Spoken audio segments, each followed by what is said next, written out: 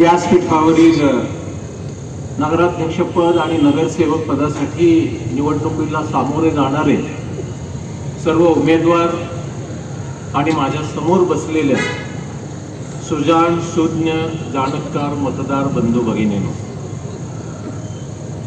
विचारांचा वारसा काय असतो हे आता तुम्ही कदाचित अनुभवलं असेल. विश्वेश पहिल्यांदा आपल्या सर्वांच्या समोर बोललं आणि त्याने जे विचार व्यक्त केले त्याच्यावरून आपल्याला निश्चितपणानं खात्री पटली असेल की शिक्षणाचा संस्कार काय असतो,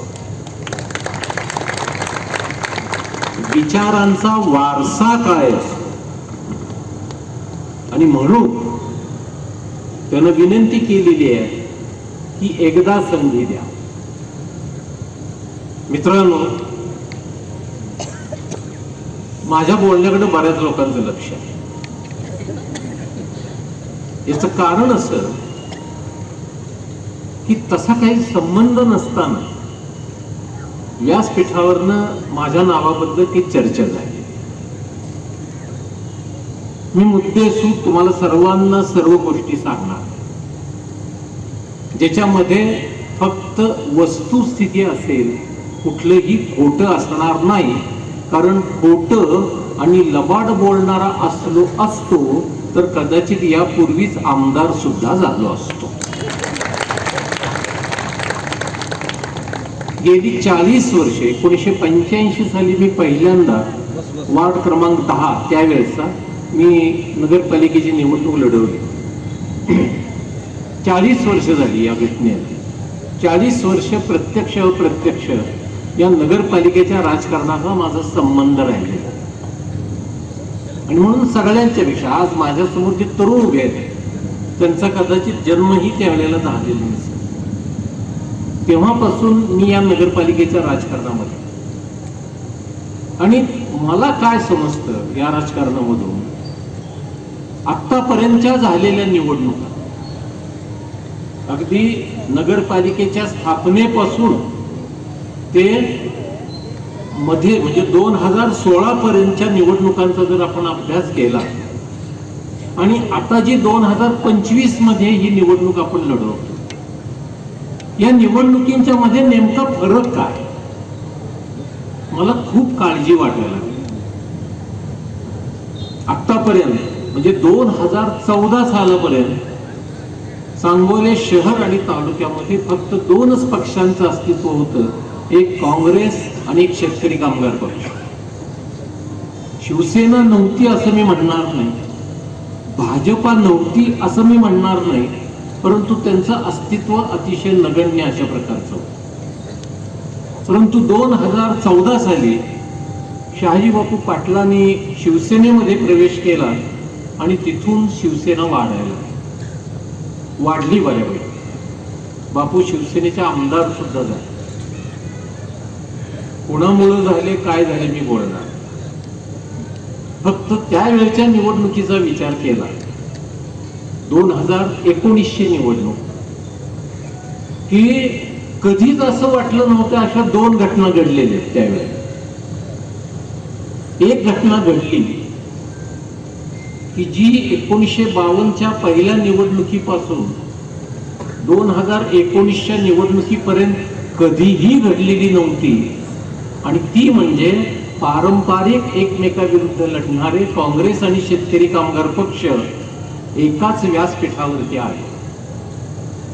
काही राजकीय घडामोडींच्यामुळं पक्षाचा आदेश म्हणून आम्हा काँग्रेसवाल्यांना शेतकरी कामगार पक्षाचे उमेदवार डॉक्टर अनिकेत देशमुख यांच्या प्रचारार्थ, त्यांच्या समर्थनार्थ भाग घ्यावा लागला. ही एक घटना. आणि ज्या निवडणुकीमध्ये म्हणजे हे 2 टोकं कधी एकत्र येतील असं कोणालाच कधी वाटलं नव्हतं, परंतु शहाजी बापूंना दीपकाबांनी पाठिंबा दिला आणि तो पाठिंबा होता म्हणूनच शहाजी बापू आमदार होऊ शकले. सर्वांनी लक्षात घ्या, त्यांचा पाठिंबा होता. पुढे जे तुमचं वैभव तुम्हाला प्राप्त झालं माझ्या दृष्टीनं त्याचं एकमेव कारण कोणतं असेल तर माननीय दीपक आव्हानी तुम्हाला दिलेलं समर्थन नव्हतं. त्यावेळेला काय तुमचं झालं मी सांगायचं कारण. आणि म्हणून एक मित्र या नात्यानं ज्यांच्यामुळे आपल्याला आमदारकी मिळाली, ज्या आमदारकीमुळे म्हणजे 1995ला शाही बापू पहिल्यांदा काँग्रेसचे आमदार म्हणून निवडून गेले, परंतु महाराष्ट्रामध्ये सत्तांतर झालं.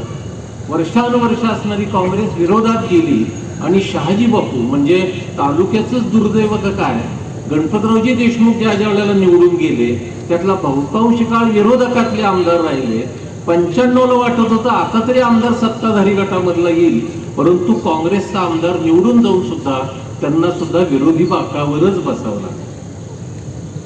हा इतिहास मी एवढ्यासाठी सांगतोय की कधीच वाटलं नव्हतं अशा प्रकारच्या या दोन घटना त्या विधानसभेच्या निवडणुकीमध्ये झालेल्या आहेत. आणि मग खरा प्रश्न निर्माण होतो तो यावेळच्या नगरपालिकांच्या निवडणुकीमध्ये.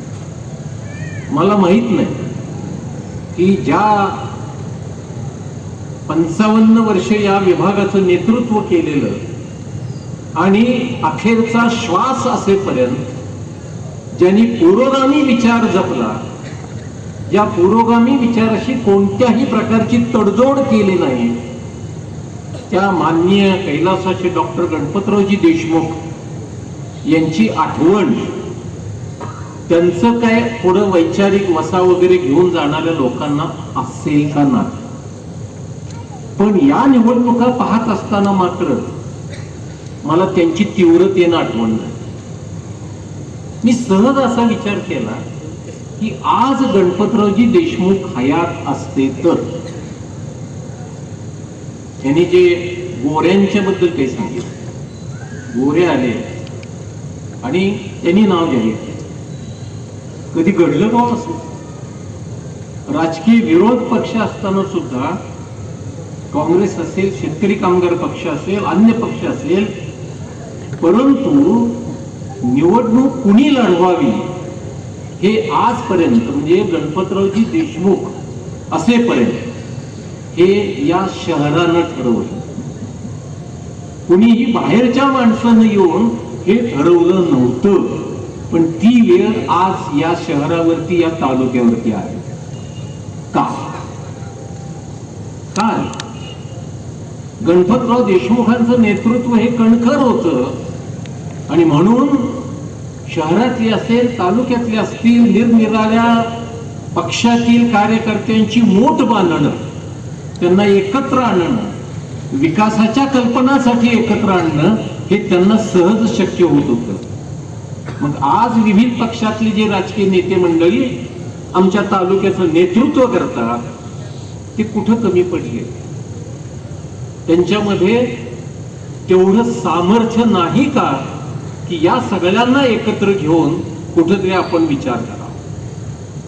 1985 सालचं मी उदाहरण देईन की ज्या वेळेला आम्ही निवडणूक लढलो पहिली, त्यावेळेला काँग्रेसच्या विचाराचे आम्ही 10 नगरसेवक होतो. 7 नगरसेवक शेतकरी कामगार पक्षाचे विचाराचे होते आणि 3 नगरसेवक त्यावेळेच्या काँग्रेस शरद पवार काँग्रेसचे होते. 10 आणि 10 20 लोकांची बॉडी होती. एक मिळवायचा, 11 करायचे आणि बहुमत सिद्ध करायचं हा प्रकार त्यावेळेला प्रयत्न झाला, परंतु निवडून असे आलेले घट्ट होते आपापल्या विचारांशी की कोणालाच कोण मिळाला नाही. आणि मग विकासाचा दृष्टिकोन घेऊन आता माझं वय त्यावेळेला हे हार्डली मी 30ला तरुण होतो आणि माझ्या वडिलांच्या बरोबर वकिली केलेले गणपतरावजी देशमुख यांनी मला एक निरोप दिला की पंचायत समितीच्या सभापती भवनमध्ये आपण भेटूया. मी हुरळून गेलो, एवढा मोठा माणूस आपणाला बोलवतो. मी त्या ठिकाणी गेल्यानंतर त्यांनी माझ्या आजोबांच्या पासून, वडिलांच्या पासून, आईपासून आपले कसे संबंध आहेत आणि सांगोले शहराच्या विकासाच्या दृष्टीनं मला हे पटवून दिलं की लोकांनीच असा न्याय दिलेला आहे, 10-10 एकत्र या आणि कारभार करा. आणि म्हणून मला असं वाटतं की आता आपण सर्वांनी एकत्र यायला पाहिजे आणि हा कारभार केला पाहिजे. आठवा तो काळ 1985 ते 90, 5 वर्षामध्ये कशा पद्धतीनं हे दोन पक्ष एकत्र येतील आणि या सांगोले शहराचा गाडा आखतील हे सर्व नागरिकांच्या समोर. आताची मंडई आहे त्याच्या वरच्या हॉलमध्ये ती मीटिंग झाली होती आणि त्या मीटिंगमध्ये मान्य गणपतरावजी देशमुख यांनी संपूर्ण 5 वर्षाचा आराखडा समोर ठेवलेला होता आणि सर्वांना विश्वासात घेऊन एक चांगला आदर्श कारभार कसा असतो. मिरजेचे आणि सांगलीचे म्हणजे मी ज्यावेळेस नगराध्यक्ष होतो त्याच काळामधला 4 नगराध्यक्ष ठरले होते 15-15 महिन्याचे. एकाही नगराध्यक्षानं 15 महिने आणि 1 दिवस मुदत घेतली नाही. 15 महिने झाले की राजीनामा सादर केला आणि दुसऱ्याला संधी दिली.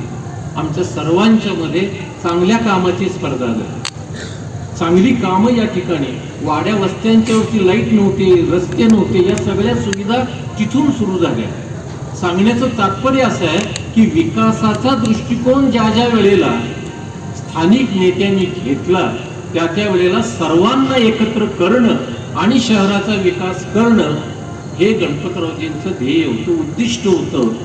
तुम्हाला गंमत सांगतो की कॉम्प्रोमाइज मधला मी नगराध्यक्ष 1990 साली होतो की ज्या वेळेला शहाजी बापू पहिल्यांदा काँग्रेसचे उमेदवार म्हणून या विधानसभेची निवडणूक लढण्यासाठी सांगोल्यात आले.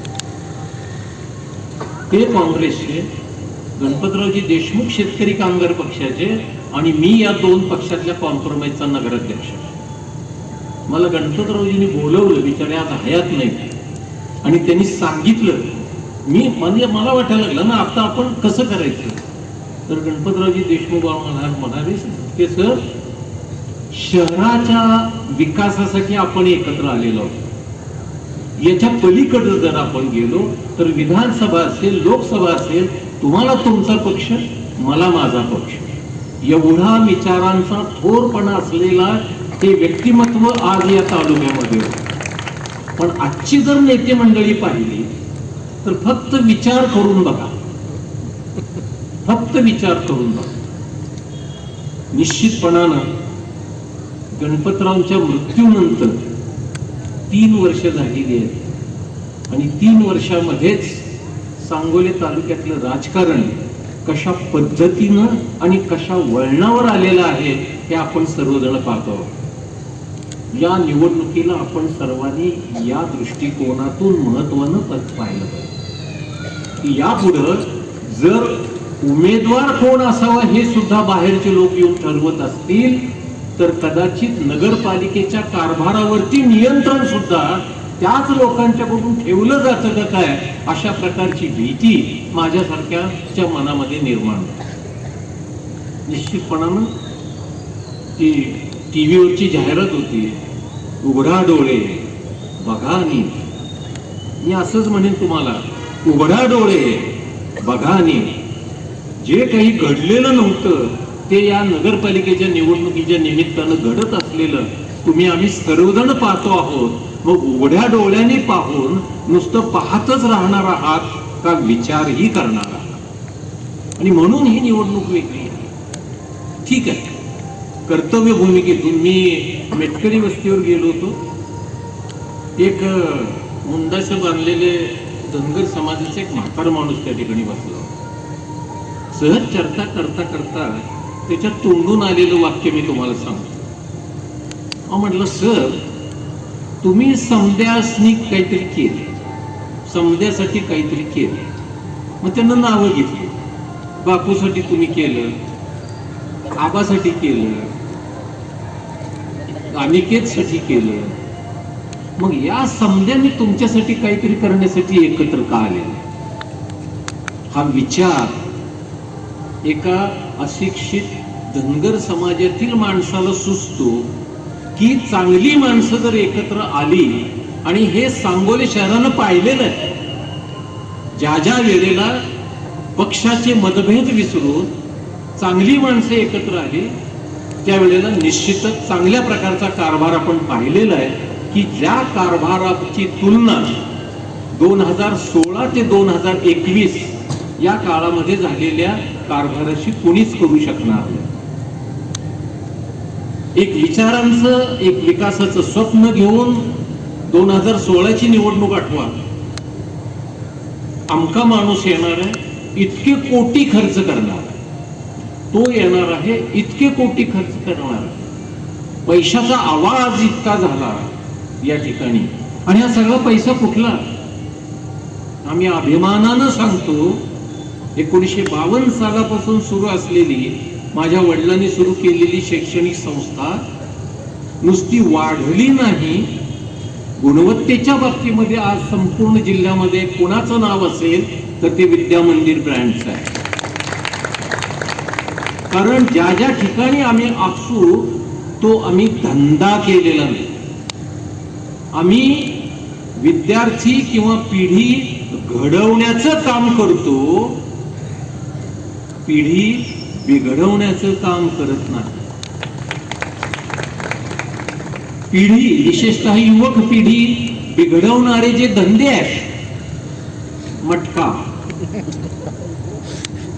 जुगार, काय IPL काय काहीतरी आहे ते, सट्टे, सट्टाबाजी, असं कुठेही आम्ही करत नाही की ज्याच्यामुळं सांगोले शहरातली तरुणाई किती बर्बाद झालेली आहे याची उदाहरण आपल्या डोळ्यांनी पाहिलेली आहे. काही तरुणांना, व्यापाऱ्यांना गाव सोडण्याची पाळी या वाईट मार्गाला लागल्यामुळे झालेली आहे. या वाईट मार्गाचे कोण उद्योगपती आहेत मला माहिती, मी कोणाची नावं घेणार नाही, पण आम्ही पिढी घडवतो, पिढी बिघडवत नाही हे मात्र 100% आहे. आणि पिढी घडवणाऱ्या शैक्षणिक संस्थेमधला एक घटक आज आपल्या सर्वांच्या समोर उमेदवार म्हणून येतो.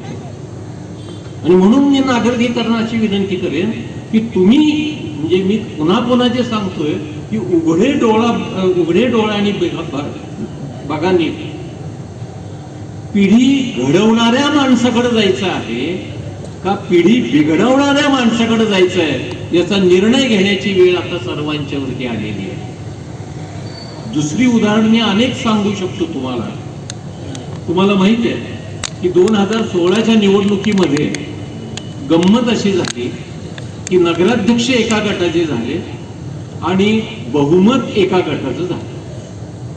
आणि मग कारभार कसा करायचा? ज्यांचं बहुमत झालं त्या बहुमताच्या नगरसेवकांच्या मध्ये गणपतरावजी देशमुख, दीपकआबा साळुंखे पाटील आणि मी, आम्ही अशी 3 जण एकत्र होतो. आणि मग या बहुमताचा मार्गदर्शक म्हणून गणपतरावजींनी माझी नेमणूक केली की पार्टी मीटिंग वगैरे मी गेली.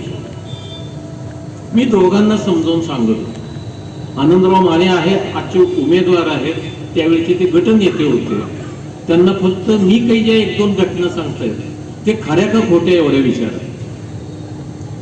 ज्या वेळेला आता मी विरोधी गटातला मार्गदर्शक असताना सुद्धा ज्या वेळेला माऊली केली, जे त्यांच्या बाजूचे आज उमेदवार पण आहेत, पण माझ्या आणि त्यांचे संबंध वेगळे असल्यामुळं ते 1-2-3 वेळेला माझ्याकडे त्यांना घेऊन आलेले होते. त्यावेळेला मी त्यांना माझ्या दृष्टीनं योग्य असणारं मार्गदर्शन निश्चितपणानं केलं. नगराध्यक्षांचा अधिकार काय असतो हे मी त्यांना सांगितलं. त्यांनाही आश्चर्य वाटलं. ते म्हणाले मला की मी विरोधी गटातला नगराध्यक्ष आहे, तुम्ही पण मला असं चांगलं मार्गदर्शन किंवा कसं सांगता? मी म्हटलं तुम्ही विरोधी गटातले आहेत का कोणाचे आहेत हे मला माहित नाही, तुम्ही सांगोले शहराचे नगराध्यक्ष आहेत आणि म्हणून तुम्हाला नगरपालिकेचा विकास, नगरपालिकेनं चांगलं काहीतरी कसं करावं यासाठी मी तुम्हाला हे मार्गदर्शन करतो. जर नगराध्यक्षाची कारकीर्द जी असते ती कशावरनं ओळखली जाते?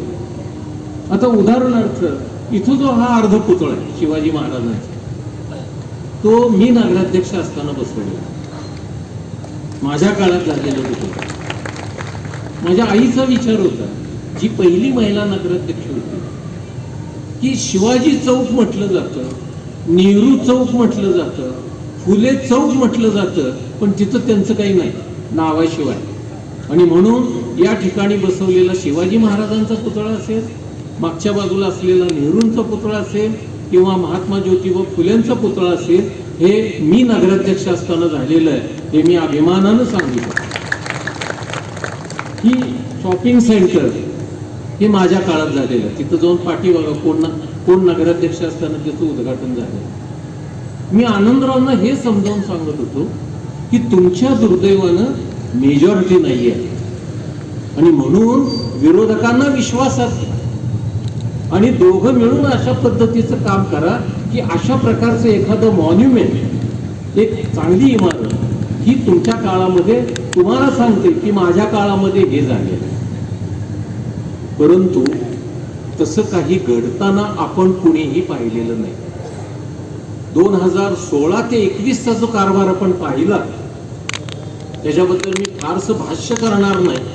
टाळी एका हातानं वाजत नाही. मी आमच्या लोकांना सांगत होतो, मेजॉरिटीमध्ये असलेल्या नगरसेवकांना, की दुर्दैवानं आपल्या पार्टीचा नगराध्यक्ष नाही तर त्यांना मोठं म्हणा आणि आपली कामं करून घ्या. परंतु सभागृहामध्ये एक प्रसंग तर न सांगण्यासारखा असा घडलेला आहे की जो सांगोले नगरपालिकेच्या इतिहासामध्ये कधीही सभागृहात घडलेला नव्हता. एक चार्टर्ड अकाउंटंट असणारे जुबेर मुजावर हे त्यावेळेला आमच्या गटाकडून निवडून आलेले नगरसेवक आणि सभागृहामध्ये एका विषयावरती एवढं ते गांभीर्याला आणि टोकाला गेलं की ज्याच्यावरती शिक्षणाचे संस्कारच झालेले नाहीत असा नगरसेवक हात उचलून सीए वाल्याच्या अंगावरती गेला. हा प्रकार सांगोले नगरपालिकेच्या सभागृहामध्ये यापूर्वी कधीही घडलेला नव्हता. इथेही पुन्हा प्रश्न येतो की संस्कारित किंवा शिक्षणाचे संस्कार असणारे नगरसेवक त्या ठिकाणी पाठवायचे का न शिकलेले अडाणी आणि पिढी बिघडवणारे नगरसेवक त्या ठिकाणी पाठवायचे, याचा विचार या ठिकाणी करायचा. आता चव्हाण वकिलांनी सांगितलेलं अगदी बरोबर आहे.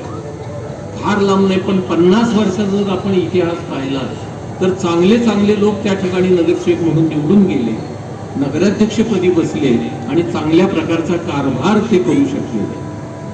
परंतु दुर्दैवानं ही पद्धत मला माहित नाही. आता माझ्या मुलानं ज्या वेळेला म्हणजे नगराध्यक्ष पद मी लढवणारच म्हणून सांगितलं त्यावेळेला निश्चितपणानं मी सर्व नेते मंडळींच्याकडे त्याला घेऊन गेलो, सर्वांच्या. मी नावं घेत नाही पण सर्वांना ही उमेदवारी अतिशय आवडली आणि म्हटले सुद्धा मला की सर खरं तर तुमच्या मुलाची उमेदवारी ही सर्व पक्षीय होण्यासारखी, सगळ्यांनी मिळून त्याची निवड म्हणजे त्या दृष्टीनं आपण सगळेजण एकत्र आलं तर होण्यासारखं. परंतु आमच्यातला जो कमी गुण आहे राजकारणी म्हणून, मी राजकारणात 40 वर्ष आहे परंतु अभिमानानं सांगतो मी राजकारणी नाही. राजकारणात आहे पण राजकारणी नाही. तर सगळ्यांनी सांगितलं, मला वाटलं आता काहीतरी घडेल. एकाने तर असं सांगितलं की राहिलेले 2 पक्ष जर म्हणत असतील तर मग मी पाठिंबा जाहीर करतो. मी त्या पक्षाचं नाव घेतलं. दुसरे म्हटले थोडी अडचण आहे, वेगळं नाव आमच्या पार्टीकडून येते, मला कार्यकर्त्याची म्हणजे मागोवा घ्यावा लागेल, त्यांना समजावून सांगावं लागेल. आणि तिसरे बापू कालच्या सभेमध्ये बोलले शहाजीवर, काय म्हटले, महिना 1.5 महिना अगोदर खोटं नगरपालिकेची निवडणूक केव्हा लागणार हेच कोणाला माहित नव्हतं. दिवाळीच्या सुट्टीच्या दरम्यान मला शहाजी बापूंचा फोन आला होता की मला मुन्नाचा नंबर द्या. आम्ही त्याला सगळे मुन्ना म्हणतो. मी त्यांना नंबर दिला. मला उत्सुकता होती की कशासाठी नंबर घेतला, माझ्या डोक्यात पण ते त्याला नव्हतं. 1-2 तास गेल्यावर मी मुन्नाला फोन करून विचारलं, अरे बापूंचा काही फोन बिन आला तर? हो म्हटले आला होता पण मी गडबडीत होतो, मी नंतर फोन करतोय. थोड्या वेळानं मी परत फोन केला, झाला का तुझा बापूंचा? हो म्हणले झाला. काय म्हटलं? काय नाही म्हटलं. मी नमस्ते म्हटल्यावर ते म्हटले, हे मुन्या नमस्ते म्हणायचं नाही, जय महाराष्ट्र. तो म्हटलं ठीक आहे, जय महाराष्ट्र, बोला बाबा. बापू म्हटले, मुन्या तुझ्याकडे ओबीसी सर्टिफिकेट आहे? म्हटलं आहे. झालं का म्हणले, फोन बंद. आता त्यावेळेच आरक्षण तेच असेल वगैरे आपणाला माहित नव्हतं पण त्यांनी त्यावेळेला विचारलं होतं. आणि मग ज्या वेळेला आम्ही बापूंच्याकडे गेलो, आता बापूंचा आणि माझा संबंध 1990च्या त्यांच्या पहिल्या निवडणुकीपासून ते शिवसेनेत जाईपर्यंत, मी मात्र त्यांच्यावर शिवसेनेत गेलो नाही, पण ते जोपर्यंत काँग्रेसमध्ये होते आणि दुर्दैवानं 1999ला ज्यावेळेला राष्ट्रवादी काँग्रेसची स्थापना झाली, त्यावेळेला मी, शहाजी बापू आणि दीपक आबा आमच्याच घरी बसलेलो होतो की आपण मूळ काँग्रेसमध्ये राहायचं का राष्ट्रवादीत जायचं. त्यांची ते मोठे नेते दोघ जण वयानं माझ्यापेक्षा लहान आहेत. दीपक आबा तर तुम्हाला सर्वांना माहिती आहे, मला कुठेही चार चौघात गुरु म्हणून हाक मारतात, कारण खऱ्या अर्थानं मी कॉलेजला शिकवायला असताना ते आमचे विद्यार्थी होते. शहाजी बापू माझ्यापेक्षा 2-3 वर्षानं लहान आहे, पण ते मला गुरुदत्त म्हणतात. तर सांगण्याचं तात्पर्य असं की या ठिकाणी निवडणुकीच्या निमित्तानं शहाजी बापू आले या ठिकाणी, तेव्हापासून ते शिवसेनेत जाईपर्यंत मी त्यांना मोलाची साथ दिली. मी त्यांच्यावर उपकार केला म्हणणार नाही, माझ्या कर्तव्य भूमिकेतून, माझ्या पक्षनिष्ठेतून मी त्यांना त्यावेळेला मदत केलेली आहे. 1999 साली राष्ट्रवादीची स्थापना झाली. आम्ही तिघांनी राष्ट्रवादीत प्रवेश केला आणि 1999 साली मुदत संपताना ज्या वेळेला विधानसभेच्या निवडणुका लागल्या, त्यावेळेला शहाजी बापूंच्या दुर्दैवानं काही घटना घडली आणि त्यांना पक्षामधून निवडणूक लढवता येणार नाही अशा प्रकारचं चित्र निर्माण झालं. परंतु आपल्या सर्वांना माहिती आहे की त्यावेळेच्या सगळ्या काँग्रेसवाल्यांनी 1999ला की ज्या वेळेला बापू अपक्ष म्हणून निवडणुकीला उभे राहिलेले होते, त्यावेळेला संपूर्ण सांगोले तालुक्याने पाहिलेलं आहे की केवळ झपके सर त्यांच्या बरोबर होते.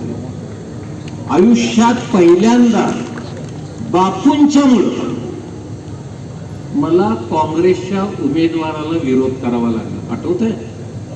डॉक्टर अमर शेंडे हे हाताच्या चिन्हावरती निवडणूक लढवत होते, अधिकृत काँग्रेसचा उमेदवार म्हणून, आणि मी साथ करत होतो काँग्रेसवाला म्हणून. कुणाला? तर अपक्ष उमेदवाराला. हे खोटं बोलतोय मी म्हणून कुणीही मला चॅलेंज करावं. आणि ती निवडणूक इतकी विचित्र पद्धतीमध्ये होती. बापूंच्या वरती तो गुदरलेला प्रसंग आणि त्यातून निवडणुकीला सामोरं जायचं, बऱ्याच प्रकारच्या अडचणी होत्या. त्या अडचणीमध्ये एकही अडचण अशी नाही की मी त्यांच्या उपयोगाला. वकिलीची फी देण्यापासून मी बापूंना सहकार्य केलं आणि म्हणून मला असं वाटत होतं की माझा मुलगा आता ज्या वेळेला येतोय त्यावेळेला बापू त्याचा स्वीकार करतो. परंतु बापूंनी वेगळ्या प्रकारचं कारण आमच्या समोर सांगितलं, उशीर झाल्याचं सांगितलं की अधिकृत घोषणा पण अजून कुठल्या उमेदवाराची झालेली नव्हती, तरी पण तो उशीर कसा होता हे मला आजपर्यंत न उकललेलं कोड आहे. बरेच प्रचार होतात. ते बापूंनी सांगितलं ते अक्कलकोटचं काहीतरी कनेक्शन सांगितलं भाषणामध्ये, हे 2 महिन्यापूर्वीच ठरले म्हणतात अक्कलकोटवर. खोटं, ते सुद्धा खोटं.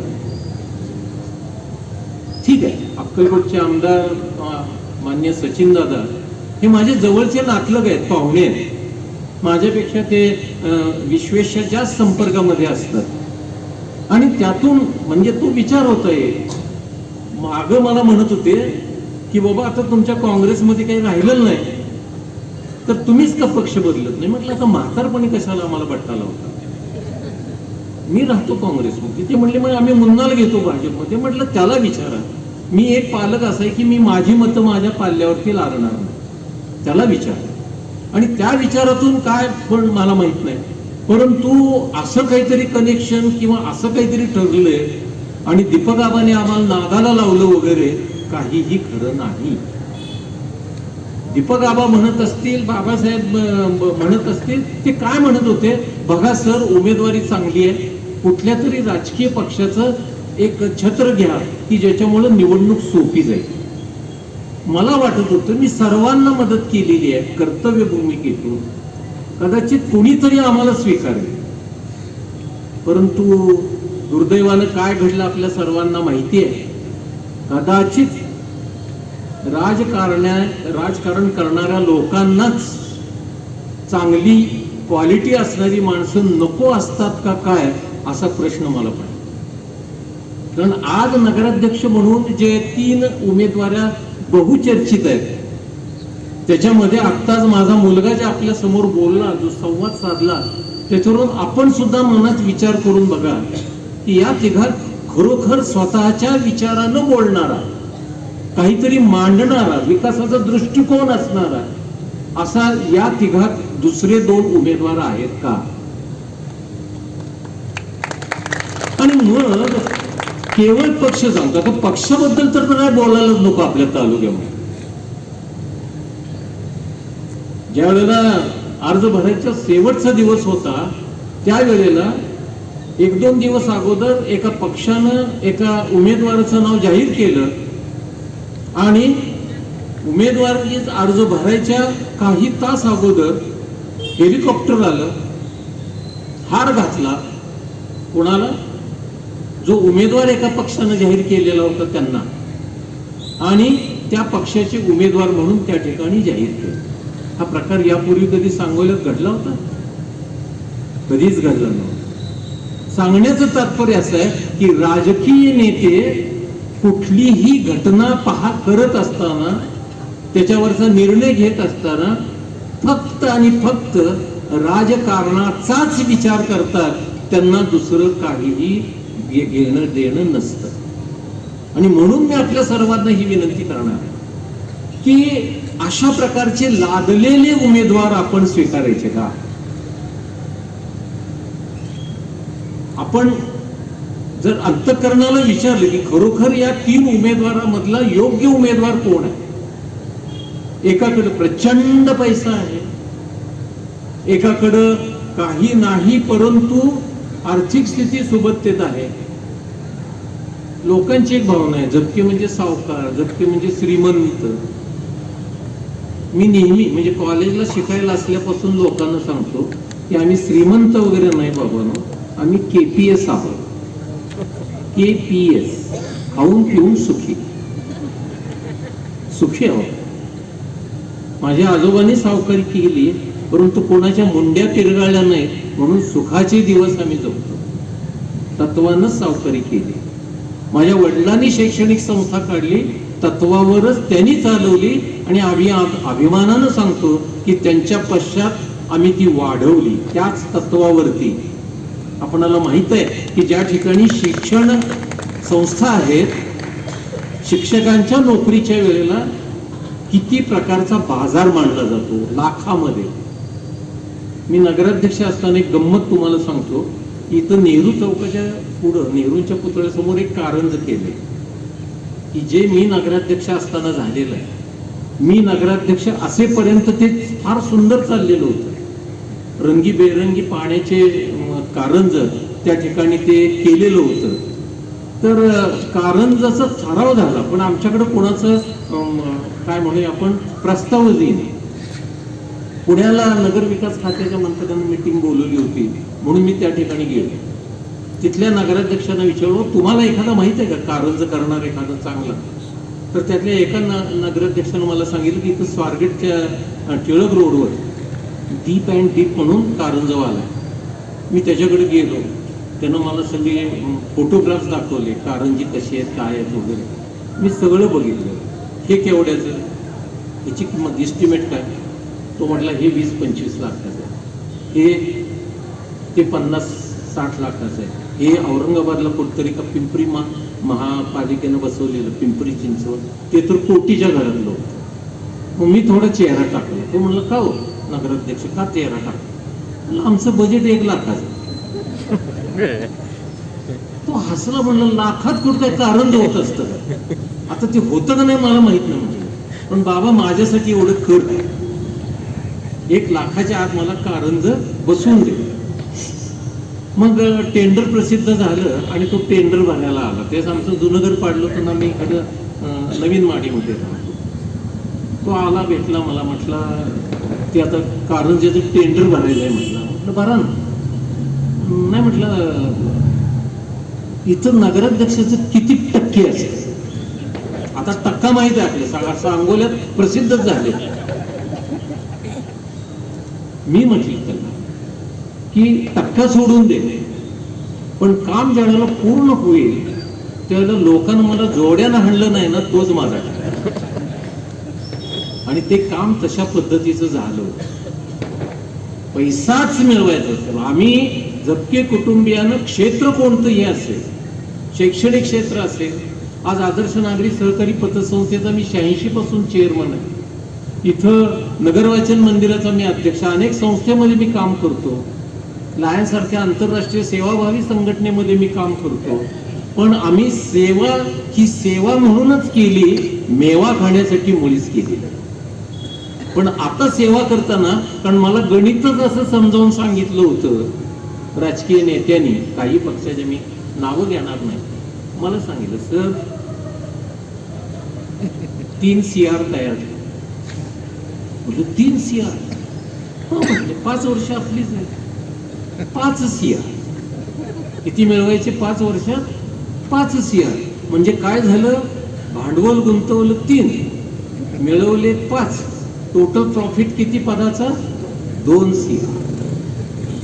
मी एवढंच सांगितलं की पैसाच मिळवायचा असेल तर अनेक कोटी मला शैक्षणिक संस्थेमध्ये मिळवता आले असते. माझी नगराध्यक्ष पदाची कारकीर्द जर आपण पाहिली तर एक नया पैसाचा टक्का माझ्या काळात मी खाल्ला असं जर कोणी म्हणत असेल तर त्यालाही मी सांगू दाखव, एक पुरावा दाखव. सांगण्याचं तात्पर्य असं आहे की आम्ही झपके कुटुंबियांनी ज्या ज्या वेळेला या शहराची सेवा करण्याची आम्हाला संधी आपण सर्वांनी दिली, त्यावेळेला निस्वार्थ भावनेनं स्वच्छ आणि पारदर्शक कारभार असाच प्रकार आम्ही केलेला आहे. आणि म्हणून आमचं नाव आहे, म्हणून आमचं नाव केवळ राजकारणात आहे म्हणून आमचं नाव आहे असं नव्हे, तर राजकारणापेक्षा समाजकारणाला जरूर काही मर्यादेपर्यंत आम्ही राजकारण पण करतो, पण केवळ राजकारणच करत नाही. हा त्याच्यामधला महत्वाचा भाग. या सगळ्याचा विचार आपण करायला पाहिजे. माझा स्वभाव आणि विश्वेशचा स्वभाव याच्यात जमीन आसमानचं अंतर. माझ्या स्वभावावरती राजकीय नेते मंडळी असा कदाचित त्यांच्या मनात काय मला माहित नाही, पण झपके सर नाही म्हटलं थोडं भित्र आहे. मास्तरच ना, मास्तर कधी धाडसे असेल नाही, मास्तर भित्रीच, मास्तर भित्रीच. तर कोणाचाच आधार नाही, राजकीय आधार नाही, इकडूनही नाही तिकडूनही नाही. कशाला भरते सर आज पोराचा? मी इव्हन मुन्नाला म्हटलं होतं, अरे मुन्ना म्हटलं कोण विचार करत नाही आपला, कसं काय पाहिजे? मला नाही पप्पा मी लढवणार, मी माघार घ्या. असंही सुचवण्यात आलं की ठीक आहे, पोराचा आग्रह आहे ना, खाली नगरसेवक पदाचा एक अर्ज भरून ठेवा ना, सुरुवात होईल नगरपालिकेमध्ये, तुम्ही जशी केली तशी. मी तोही विचार त्याला बोलून दाखवला. तो म्हटला पप्पा इथंच तुमचं चुकतंय, गोड बोलून ते काय सांगतायत तुम्हाला, खालचा एक अर्ज ठेव म्हणजे माझा वरचा प्रवेशच बंद. ते याच मुद्द्यावर येणार. आता खालचा भरलाय तर यावेळेला खालचा राहू दे, वरचा कोण बघू. ते म्हटलेत परवा, पुढच्या वेळेला मी आहेच मुन्याच्या बरोबर. मला एक लक्षात येत नाही, माझा स्वभाव वेगळा, त्याचा स्वभाव वेगळा. त्याच्या पुढे जाऊन सांगतो, अर्ज काढायच्या आदल्या दिवशी की नेते मंडळी सगळ्या माझ्या ऑफिसमध्ये आली होती आणि माझ्यावरती प्रचंड दबाव टाकलेला होता की तुमच्या मुलाला थांबवा, तो निवडून येणार नाही. माझा पोरगा इतका हजरजबाबी होता, बापू तुम्ही पहिल्यांदा पडलाच होते.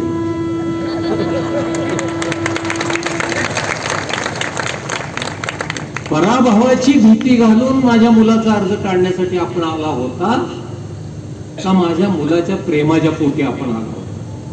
खरोखर झपक्यांच्या वरती जर एवढं प्रेम असेल तुमचं, तर तुम्ही त्याच वेळेला म्हणायला पाहिजे की ठीक आहे, मी माझ्या कार्यकर्त्याची समजूत कशी घालायची घालतो, पण मुन्ना तूच माझा उमेदवार. का त्यावेळेला तुम्हाला हे प्रेम आठवलं नाही किंवा त्यावेळेला तुम्हाला प्रेम सांगता आलं? आणि म्हणून मुन्ना म्हटलं माझ्या प्रेमापोटी नाही, कदाचित मला माहित नाही भविष्यात मी निवडून येणार आहे का नाही येणार आहे, आणि तुम्ही पराभवाची भीती घालत असाल तर तो पचवण्याची ताकद माझ्यामध्ये, एवढं मन माझं घट्ट आहे. आणि मला माहिती आहे की राजकीय कुठलाही पाठिंबा नसताना अपक्ष म्हणून निवडणूक लढवायची हे खूप अवघड आहे, हे माहिती आहे म्हटलं मला. म्हणून त्यानं स्पष्टपणानं सांगितलं की बापू, मला पराभवाची भीती घालू नका, जो काही रिझल्ट लागेल तो मी स्वीकारण्याची तयारी ठेवलेली आहे. कदाचित माझ्या या अर्ज राहण्याने तुम्हाला दोघाला कुठतरी भीती वाटते का काय मला माहिती. कदाचित मराठीतली जी म्हण आहे, दोघाचं भांडण आणि तिसऱ्याचं. अरे आपला रे, सर्वसामान्यांचा तू प्रतिनिधी म्हणून आपल्या सर्वांच्या समोर येते. दोन मोठी पक्ष, दोन मोठी माणसं भांडत बसलेली आहेत, त्यांना भांडू द्या. तेवढ्यात आपण आपला विश्वेश, जो सर्वसामान्यांचं प्रतिनिधित्व करू इच्छितोय. बघा स्टेजवरची आमची मंडळी, असाच एक जण उमेदवार माझ्याकडे आला. म्हटलं सर, मला तुमच्या पार्टीकडून. म्हटलं हो, माझी पार्टी अतिशय साधी आहे, किती खर्च करू शकतो कुणी म्हणत. त्याच्या म्हटलं सर, तिकडे तेच विचारलं आणि इकडे तुम्ही तेच विचारलं. पण निवडणुका म्हटलं की पहिला प्रश्न उमेदवाराला विचारला जातो, खर्चाचं काय, किती करतो. मग जातीची समीकरणं, त्या वार्डामध्ये असणारी, प्रभागामध्ये असणारी जे काय असतील ते, या सगळ्याचा विचार केला जातो. आज माझ्याकडून जे हे उमेदवार, आणि आम्ही अगोदर ठरवलेलं नाही, अपक्ष म्हणून राहिल्यानंतर दिलावर शेठनी सांगितले की दिलावर शेठ ठरत तर दीपक आबांची होती उमेदवार, आणि तिथं नाही म्हटल्यानंतर आणि त्यांनी ठरवलं होतं की उमेदवारी त्यांनी नाही जाहीर केली तरी मी निवडणूक लढवणारच. ते माझ्याकडे आले. म्हटलं थांब बाबा, मी थोडं वेगळ्या कोड्यात आहे आणि त्याच्यामुळे मी तुम्हाला लगेच सांगू शकणार की मी तुम्हाला घेऊ शकेन किंवा नाही.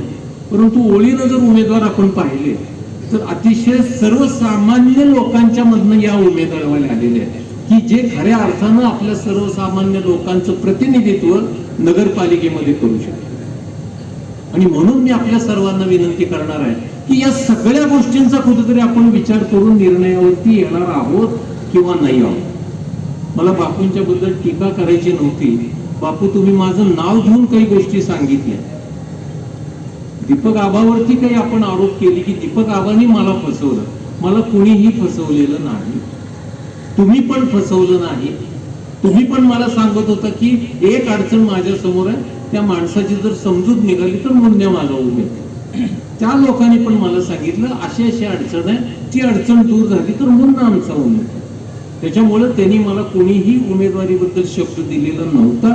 निश्चितपणानं आमची भूमिका एकच होती की आपण सगळ्यांनी एकत्र येऊन कुठे काही चांगल्या कारभारासाठी आपणाला प्रयत्न करता येतो का, की जो आम्ही आणि आमदार गणपतराव देशमुखांनी निवडणुकीनंतर 2001 ते 2006 हा काळ आठवला तर निवडणुकीपूर्वी सुद्धा आम्ही अशाच प्रकारच्या निवडणुकीमध्ये की जिथं रामभाऊ चव्हाणांच्या नंतर परत पहिल्यांदा आता जशी निवडणूक होतीये डायरेक्ट नागरिकांच्या मधून नगराध्यक्ष अशा प्रकारची निवडणूक त्यावेळेला झालेली होती. त्यावेळेला सुद्धा हे दोन राजकीय पक्ष एकत्र आलेले होते. 17ची बॉडी होती, नगराध्यक्ष वेगळा होता, पण 17च्या 17 लोक आम्ही एकत्र येण्यानं निवडून आले. विरोधकच सभागृहामध्ये नव्हता. अतिशय चांगल्या प्रकारचा कारभार त्यावेळेला झालेला पाहायला आपल्याला मिळतो. आणि म्हणून या सगळ्या गोष्टीचा जर आपण मागोवा घेतला, एक गोष्ट खरी आहे की नगरपालिकेच्या निवडणुकीच्या निमित्तानं बरं झालं अशा काही घटना घडल्या की मुख्यमंत्र्यालाही सांगोल्याला यावंसं वाटलं आणि उपमुख्यमंत्र्यांनाही सांगोल्याला यावंसं वाटलं. विकासावर कोण किती बोललं मला माहिती नाही. विकासाचा निधी खूप आला, परंतु मी म्हटलेलं नाही बरं का, जे दोन राजकीय पक्ष आज एकमेकांच्या विरोधात आहेत ते महाराष्ट्राच्या शासनामध्ये एकत्र काम करतात. आणि त्यातले पालकमंत्री ज्या वेळेला इथं आले प्रचाराचा शुभारंभ करायला, त्यावेळेस ते म्हटलेले, या जिल्ह्याचे पालकमंत्री ग्रामविकास मंत्री ते म्हटलेले की हे सांगतायत की इतका निधी आणला तितका निधी आणला, त्या प्रमाणात विकासच झालेला पाहायला मिळत नाही, असं ते म्हटले. मी नाही म्हणत. तुमच्याच बरोबरचा एक मंत्री जर हे म्हणत असेल तरीही जर धाडस होत असेल की विकास झाला म्हणण्याचं, त्यांना माहिती. सांगण्याचं तात्पर्य एवढंच आहे, मला खरं तर व्यक्तिगत नावं घेऊन बोलायला आवडत नाही, पण तुम्ही माझं नाव घेतलं आणि काही इतरांना दूषणं ठेवली, मला असं वाटायला लागलं की माझ्या खांद्यावरच बंदूक ठेवून एक म्हटलं माझा खांदा कॉमन आहे, एक त्याच्यावरती निशाणा साधतोय आणि हा त्याच्यावरती. तर या गोष्टी त्यांनी नाव घेतलं म्हणून मला या गोष्टींचं स्पष्टीकरण करावं लागलेलं आहे. बापू मला माफ करा, तुम्ही मोठे आहात राजकारणामध्ये, तुमच्या एवढा नक्कीच मी मोठा राजकारणी नाही, त्याच्यामुळं मला या गोष्टींचा काही खुलासा करावा लागला. पण याच्या डिटेल्समध्ये न जाता जे 3 संभाव्य उमेदवार आपल्या समोर आहेत, सत्सद बुद्धीला एकदाच विचारा की खऱ्या अर्थाने या तिघातला योग्य उमेदवार कोण आहे. ज्या पद्धतीनं माझ्या मुलानं विचार मांडले, माझं चॅलेंज आहे राहिलेल्या 2 उमेदवारांना की तुम्ही येऊन तुमच्या भूमिका मांडा. काय बोलता येतं तुम्हाला? मी फार स्वतःचं कौतुक म्हणून सांगत नाही, पण 85ला ज्यावेळेला आम्ही एकत्र आलो त्यावेळेला पहिला नगराध्यक्ष पदाचा मान मारुती आबांना मिळाला, दुसरा भाऊसाहेब लोखंडांना, तिसरा भाऊसाहेब दिल्यांना आणि चौथा मला. कारभार किती चांगला असतो बघा. चांगल्या विचाराची माणसं एकत्र आल्यावर काय होतं, 1 वर्ष मुदतवाढ मिळाली होती आम्हाला. 90ला संपणारी मुदत 91ला आमदार साहेबांनी आम्हाला बोलवलं, मी अप्पा गुळमेरे, खाजाबाई, हे आम्ही नगरसेवक आम्हीच, नेते आम्हीच. आम्हाला विचारलं आता 1 वर्ष वाढलं काय करायचं. म्हटलं काय करायचं, निम्म करू. 6 महिने दीनानाथ लोखंडे नगराध्यक्ष, 6 महिने गोविंद आबा नगराध्यक्ष. अशा पद्धतीने एकत्र येऊन कारभार करण्यासाठी म्हणून आमचा प्रयत्न होता. दुर्दैवानं आम्हाला त्याच्यामध्ये यश आलं नाही. परंतु काही सांगोले शहराचा कुठला पक्ष, कुठला नेता, आता नेत्यांचंच काही सांगता येईना अशा प्रकारचं राजकारण महाराष्ट्रामध्ये घडते. ते जर आपण सांगोल्यात सुद्धा पाहत असू तर या सगळ्या राजकारणामध्ये सांगोले शहराला वेठीस धरणं बरोबर आहे का, याचा विचार या नगरपालिकेच्या निवडणुकीच्या निमित्तानं आपण सर्वांनी करावा, अशा प्रकारची विनंती करतो. निश्चितपणे आजची गर्दी बघून उद्या टीकाकार कदाचित आता प्रचार बंद झाला पण म्हणणार आहे काय शेवटी विद्या मंदिरचीच माणसं, गावातलं कोण कुठं. विद्या मंदिर शैक्षणिक संस्थेमध्ये सुद्धा नंबर 1 आहे आणि आमच्या शिक्षकांनी दाखवून दिलेलं आहे की तशी वेळ आली तर हम भी कुछ काम नाही. आणि म्हणून कारण आमचं नावच आहे विद्या मंदिर परिवार, आणि ज्या वेळेला परिवारामधला एक घटक असतो त्यावेळेला त्या घटकासाठी हा परिवार काय करू शकतो याचं उदाहरण या ठिकाणी. तो जय पराजय पुढं. पण तुम्हाला वाटत होतं, काही लोक म्हणत होते झटके सर आता त्याचं काय राहिलंय, समाजामध्ये कोणी त्याला खात नाही आणि काय राहिलंय आता त्याचं इलेक्शन सोडून देतील. अहो कालची बातमी, नगराध्यक्ष आपले मुख्यमंत्री आले, मी एका लग्नात होतो आणि मला तिथनं खारवडवाडीच्या कार्यकर्त्यांचे फोन यायला लागले, सर इथं 3-4 घरातनं आम्ही गेलो, आम्हाला लोक म्हणतात कशाचा प्रचार करताय. ते म्हटले का झटके सरचा आता प्रवेशच आहे म्हटले भाजपमध्ये. मुख्यमंत्री आल्यानंतर हेलिकॉप्टरला चढण्यापूर्वी 10 मिनिटं झटके सरांना वेळ दिलेला इथपर्यंतच्या बातम्या, आणि त्या 10 मिनिटात बहुतेक पक्षप्रवेश होईल आणि मग झटके सर निवडणुकीतून माघार घेतील. कशासाठी अशा प्रकारच्या अफवा पसरवल्या, कशासाठी अशा प्रकारचा संभ्रम निर्माण करायचा, हा खरा प्रश्न आहे. निश्चितपणानं माझ्या मुलाची आणि आमच्या सर्व उमेदवारांची उमेदवारी त्यांना जेवढी हलक्यात वाटत होती तेवढी मात्र आता तितकीच जड वाटू लागलेली आहे. आणि म्हणून अशा प्रकारच्या अफवा आणि आमचं निमित्त करून एकमेकावर आरोप आणि प्रत्यारोप करणं चालू आहे. कृपया करून आपण सर्वांनी डोळे उघडे ठेवा, विचार नीट करा. मतदानाला जाण्यापूर्वी आपल्या सतसत विवेक बुद्धीला प्रश्न करा की ज्या माणसाच्या हातामध्ये सांगोले शहराचं नेतृत्व द्यायचं आहे तो माणूस कसा असावा. विद्यार्थी घडवणारे का विद्यार्थी बिघडवणारे, पिढीला बर्बाद करणारे अशा प्रकारच्या माणसांच्या मागे जायची का काही संकल्पना नव्यानं घेऊन आपल्या सर्वांच्या समोर येणाऱ्या एका तरुणाचा विचार करायचा. कुठलाही पक्ष, कुठलाही पार्टी, जात पात याच्या पलीकडे जाऊन आपण सर्वांनी विचार करावा आणि नेत्यांनाही दाखवून दाखवावं की तुम्ही जसा विचार करता तसा आम्ही विचार करत नाही. योग्य माणसाचीच निवड आम्ही या पदासाठी करणार आहोत की ज्याच्यामधनं पुढच्या काळात नेतेही काहीतरी नागरिकांच्याकडनं चिकतील की आपण म्हणू तो उमेदवार आपले नागरिक स्वीकारतील असं नाही. नागरिक सुद्धा आता सुज्ञ झालेला आहे, विचार करणारा आहे आणि या विचारामधून निश्चितपणानं मला खात्री आहे की 1001% तुमच्या अंतर्मनाचा आवाज येणार आहे. विश्वेश झटके आणि त्याचे हे सर्व सहकारी, कृपया आपण सर्वांनी उद्याच्या निवडणुकीमध्ये अशा प्रकारचा विचार करून त्याला ताकद द्यावी, त्याला शक्ती द्यावी की जेणेकरून त्यानं मांडलेलं व्हिजन सांगोले शहरासाठी पूर्ण झालेलं आपल्याला पाहायला मिळेल. मी एकच सांगतो की संधी द्या. संधी दिल्याशिवाय कोणही त्याचं कार्यकर्तृत्व सिद्ध करू शकत नसतं. त्यानं संधी घेतली उद्योग व्यवसायाची नोकरी सोडून, आज तो स्थिरस्थावर अतिशय यशस्वी उद्योजक म्हणून झालेला आहे. त्यानं संधी घेतली आमच्या शैक्षणिक संस्थेमध्ये कार्य करण्याची. मी अभिमानानं सांगतो की आमचा जो प्रायमरी सेक्शन इंग्लिश मराठी मीडियमचा आहे त्याचं संपूर्ण मॅनेजमेंट तो पाहतो आणि म्हणून मला खात्री आहे की जर तुम्ही त्याला संधी दिली निश्चितपणानं 5 वर्षांनी निवडणुका येणार आहेत. वाटलं तुम्हाला याला संधी दिली पण बिचाऱ्यानं काही केलं नाही, त्याला बाजूला करूया, आपण दुसऱ्या एखाद्याला संधी देऊ. पण संधी दिल्याशिवाय आपणाला पुढचा निर्णय घेता येणार नाही.